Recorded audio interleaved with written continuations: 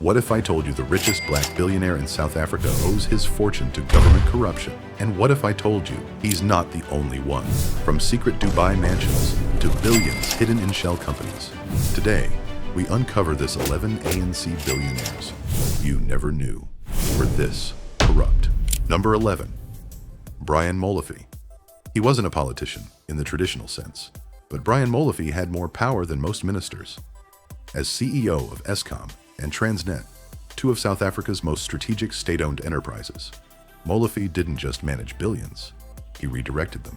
At first, he was seen as a corporate savior, a sharp technocrat, with a plan to fix the energy crisis. But behind the scenes, he was allegedly building one of the most sophisticated money pipelines in the country, straight into the hands of the Gupta family. According to the Zondo Commission, Molefe played a central role in what became known as state capture. As CEO of Eskom, Molefe fast-tracked contracts worth billions of rands to Gupta-linked companies, like Tegeta Exploration, often under shady terms and with no competitive process. And it wasn't speculation. There were call logs, emails, and flight records. He was spotted multiple times at the Gupta mansion in Saxonwold, often just hours before or after major deals were approved. Then came the golden handshake. After stepping down from Eskom under public pressure, Molefe was quietly awarded a R30 million early retirement package, even though he hadn't worked long enough to qualify for one. When the courts ruled the payout unlawful and ordered him to pay it back, he tried to return to Eskom. Yes, really. And what about his net worth? While Molefe hasn't publicly declared his assets, reports suggest luxury homes, high-end vehicles, and a consulting empire built around his time in office. Some investigators believe he's still collecting on past favors through private deals and silent partnerships. So we have to ask, was Brian Molefe a brilliant executive caught in political crossfire, or the ultimate insider who turned Eskom into an ATM for the corrupt, while South Africans sat in the dark? Number 10. Nomvula Mokonyane. They call her Mama Action, a veteran of the ANC, known for fiery speeches and decades of loyal service. But behind the political theatrics lies a story of corruption so bold, it became a case study in how state capture really works.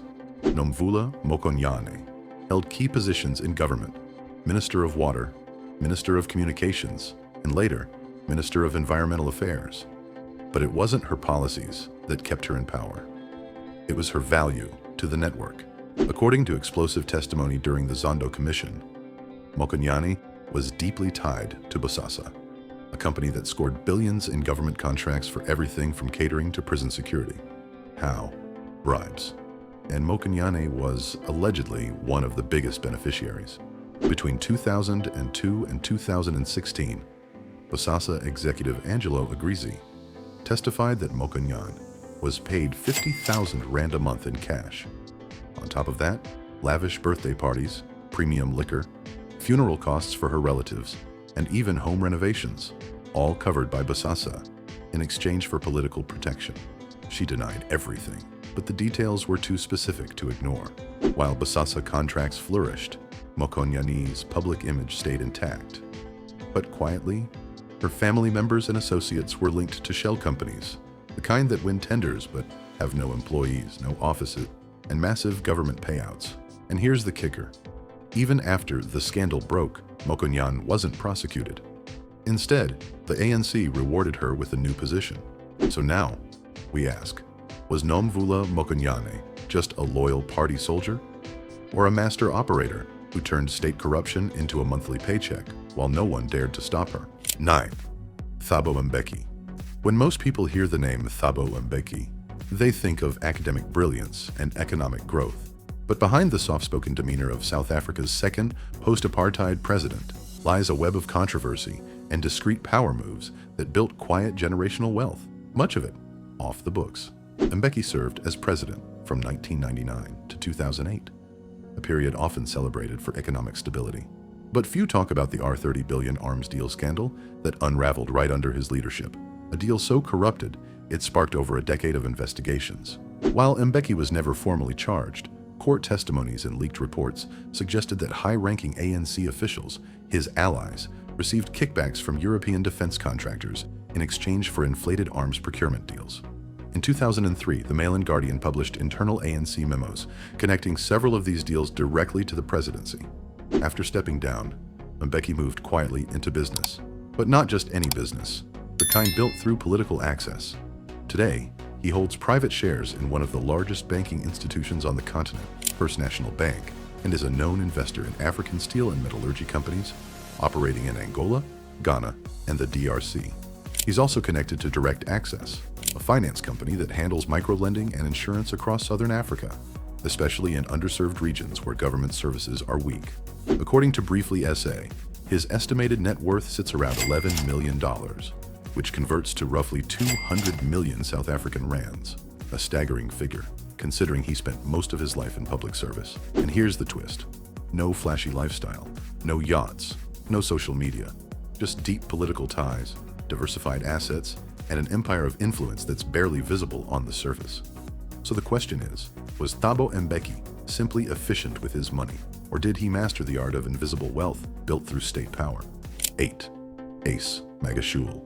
If there's one man who perfected corruption without leaving fingerprints, it's Ace Magashule. Quiet, calculated, and deeply entrenched in South Africa's political machine. Ace didn't just benefit from the system, he became the system. Magashule served as the premier of the Free State province for nearly a decade, and later rose to Secretary General of the ANC, one of the party's most powerful internal roles. But behind the scenes, he was orchestrating what investigators call institutionalized looting. In 2020, the Hawks issued a warrant for his arrest. The charges? 21 counts, including corruption, theft, fraud, and money laundering, mostly tied to the infamous asbestos housing scandal, where 255 million rand was allocated to remove hazardous asbestos from public homes. But nothing was ever done. The money disappeared, no asbestos removed, no homes repaired. But the contracts were paid in full to a company with ties to Magashule's close associates. The Daily Maverick reported that some of those funds ended up in bank accounts of his personal aides and even family members. Meanwhile, Ace was expanding his agricultural empire, acquiring farmland across the Free State, where land prices were conveniently low due to government rezoning policies he helped implement. He's also been linked to ghost companies registered under proxies, many of which received public infrastructure tenders that never delivered results. According to Niger Biography, Ace Magashule's net worth today is estimated between $10 and $16 million, or up to 296 million rands. And the irony? Despite his fall from political grace, his financial empire remains untouched. No full asset seizure, no public asset registry, just silence. So here's the question. Was Magashule just a corrupt politician, or did he turn the Free State into his personal bank vault while the cameras looked the other way? Duduzane Zuma. While his father may be the face of political controversy, Duduzane Zuma is the man behind the luxury. Private jets, penthouses in Dubai, and international business deals that reek of state capture. This is corruption on a first-class ticket. Duduzane is the son of former President Jacob Zuma, and during his father's presidency, he wasn't just a bystander. He was a key player in the scandalous Gupta Empire. In 2015, then Deputy Finance Minister Makhubisi Jonas accused Duduzane of attempting to bribe him with 600 million rand, alongside the infamous Gupta brothers, to secure control of South Africa's treasury. Jonas refused, and the story blew up into one of the biggest political storms of the decade. But that was just the surface. According to Amabungani and News 24 investigations, Duduzane used his proximity to power to land seats on boards of Gupta-controlled companies like Oak Bay Investments and Sahara Computers, which benefited from lucrative government contracts without proper bidding. And then there's Dubai. Documents from the hashtag Gupta leaks showed that Duduzane owned multiple luxury properties in the UAE, including a penthouse in the Burj Khalifa district and several Airbnb units that generate passive income to this day. His business lifestyle includes supercars, five-star hotels, and discreet offshore accounts, all while unemployment in South Africa peaked at over 30%. Today, he's trying to rebrand himself as a young visionary with political ambitions, but the paper trail says otherwise. Net worth estimated at $15 million, or roughly 277.5 million rands, according to Briefly News. And here's the paradox. While Jacob Zuma was being tried for corruption, Duduzane was living in luxury abroad, untouched, unbothered, and unfazed. So the real question is Duduzane the future of South African politics? or just the international face of elite-level corruption? 6. Paul Mashatile. He's soft-spoken, diplomatic, and rarely at the center of public drama. But behind that polished image, Paul Mashatile has built a political dynasty, fueled by nepotism, insider contracts, and silent millions. Currently serving as Deputy President of South Africa, Mashatile has been part of the ANC's inner circle for decades. But what most people don't know is how deep his family's financial empire goes, and how closely it's tied to government funds. In 2023, Daily Maverick exposed a scandal involving his son-in-law, Nkobile Ndlovu, who purchased a R28.9 million mansion in Constantia, one of Cape Town's most expensive suburbs. The problem? The purchase was made through a company that allegedly still owed 7 million rand to the Gauteng Department of Human Settlements for an unfinished housing project in Alexandra. And this isn't a one-off incident. Mashatile's relatives and associates reportedly control shell companies that frequently win state tenders, especially in construction, logistics, and development sectors. The Mail and Guardian has reported that these entities often operate in gray zones, with no physical offices, few employees, but massive payouts. And while the public image of Mashatile is carefully curated, clean, composed, loyal to the party, the financial trail paints a different picture. He owns stakes in property development firms, high-end estates in Gauteng, and holds influence in companies that receive large-scale government infrastructure contracts. According to City Celeb and Briefly News, Mashatile's estimated net worth stands at $5 million, or about 92.5 million rands. But independent financial analysts suggest the real number could be 2 or 3 times higher when assets tied to relatives and proxies are included. And here's what's unsettling. While South Africa's housing crisis worsens, the man in charge of helping solve it is surrounded by luxury real estate his own government helped fund. So we ask, is Paul Mashatile just well-connected? Or is he quietly running one of the most protected financial networks in modern South African politics? 5. Jacob Zuma. He's been called many things: revolutionary, populist, and the undisputed king of corruption. But one thing is certain: Jacob Zuma didn't just break the system, he engineered it to serve him. As president of South Africa from 2009 to 2018, Zuma turned the presidency into a personal empire. But the real story isn't just about stolen money. It's about how he used state institutions to create a shadow economy, run by friends, family, and political allies. The most infamous chapter in his legacy? The Gupta brothers. Introduced by Zuma himself, this Indian business family was handed access to government departments, tenders, and SOEs, including Eskom, Transnet, and SABC. Investigations revealed that the Guptas, through companies like Oak Bay, funneled billions of rands from state contracts into offshore accounts. And guess who sat on the boards of some of these companies? Zuma's children, nephews, and loyal allies. In 2016, the state capture report by former public protector Thuli Madonsela laid it all bare. How Zuma pressured cabinet appointments, redirected procurement deals, and turned the presidency into a cash machine. But that's just the top layer. Zuma owns multiple farms in KwaZulu-Natal, funded by what investigators believe were donations from companies seeking state favors. He also reportedly holds shares in Russian oil refineries, a deal allegedly signed after South Africa joined the BRICS economic bloc. Then came Falafala's precursor. Long before cash-in-the-couch scandals, Zuma faced allegations of undisclosed offshore assets, including real estate in Dubai, acquired through back-channel intermediaries. According to Briefly News and Forbes Africa, Zuma's net worth is estimated at $20 million, or about 370 million rands. And that doesn't include assets in the names of relatives or trusts. But here's the kicker. Despite numerous legal battles, commissions, and arrests of allies, Zuma himself has largely escaped true accountability. So we ask again, was Jacob Zuma simply the fall guy for a broken system? Or was he the mastermind behind a government for sale? Saki Makazoma. He's not flashy. He doesn't trend. But while the rest of the ANC was battling scandals, Saki Makazoma was quietly becoming one of South Africa's most powerful businessmen. And few even noticed. A former ANC activist during the Mandela era, Makazoma transitioned early, from politics to profit. And unlike others on this list, he didn't need to scream for attention. He just moved smart, fast, and mostly off the radar. His rise began when he became managing director of Transnet, South Africa's state-owned freight company. During his tenure, Transnet approved massive contracts and privatizations, many of which benefited companies Saki later joined or invested in. Then came his most strategic play, Toyota South Africa. As its CEO, he led the company into record-breaking growth, especially in government vehicle contracts. At the same time, he acquired equity in African Bank, Liberty Holdings, and numerous BEE, Black Economic Empowerment firms, with deep links to state infrastructure projects. According to Billionaires Africa and Business Tech, Makazoma is now worth $125 million, or approximately 2.2 billion rands, making him one of the wealthiest Black South Africans of the post-apartheid era. But how much of that fortune was built on merit? And how much on connection?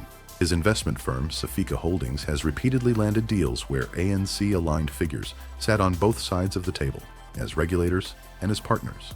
He also held non-executive roles in Standard Bank and Anglo American, giving him quiet control over sectors that drive the national economy.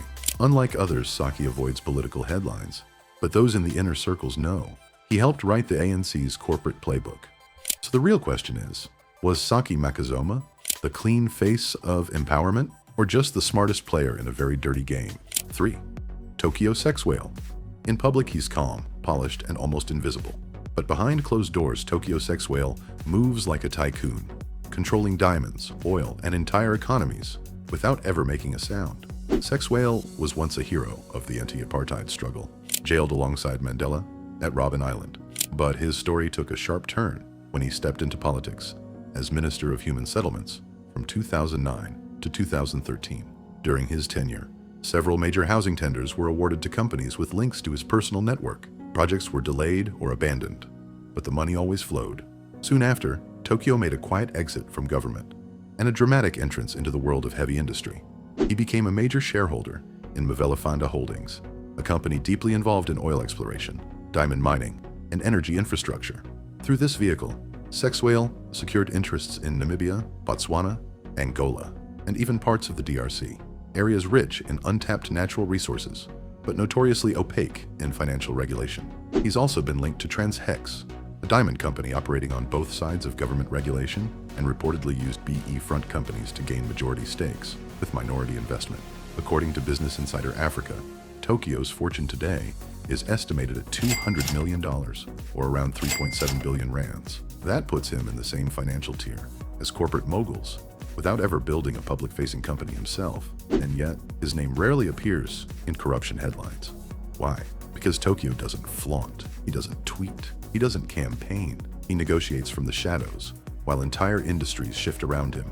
So here's what we're left wondering. Is Tokyo Sex Whale a genius of empowerment economics, or just the quietest billionaire South African politics has ever created? Second, Cyril Ramaphosa. He's the current president of South Africa, but also one of the richest men on the continent. While millions struggle with poverty, blackouts, and unemployment, Cyril Ramaphosa's fortune keeps growing, quietly, strategically, and in some cases, suspiciously. Before stepping into politics full-time, Ramaphosa was already a corporate heavyweight. He founded Shanduka Group in 2001, an investment holding company with stakes in mining, telecoms, energy, banking, and even fast food. Yes, the president of South Africa once owned the rights to McDonald's South Africa, a deal that was controversial due to its timing and structure, with reports suggesting government influence helped ease franchise approvals. Ramaphosa also held major shares in MTN, Standard Bank, and Lonmin, the mining company at the center of the American massacre, where 34 striking miners were killed in 2012.